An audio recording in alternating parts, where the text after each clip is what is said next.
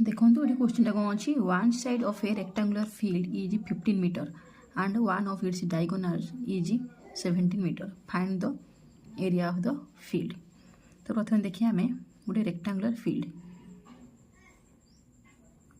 Jar one side देती के 15 metre आ तार गोटे डायगोनल देती 17 मीटर। तो आम यार आ गोटे साइड बाहर करिया।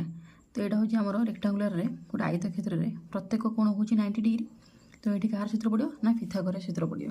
पिथागोरस सूत्र हूँ कौन P square plus B square is equal to H रो स्क्वायर। पी स्क्वायर बेसटा के अच्छे भूमिटा 15 15 रो स्क्वायर इज इक्वाल टू 17 रो स्क्वायर। ताहले पी स्क्वायर कौन हम 17 रो स्क्वायर माइनस 15 रो स्क्वायर।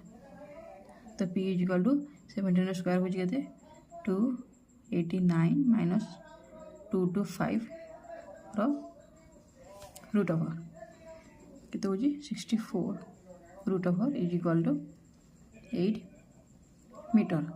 तो आमर यार अनदर साइड हो केते हो 8 मीटर।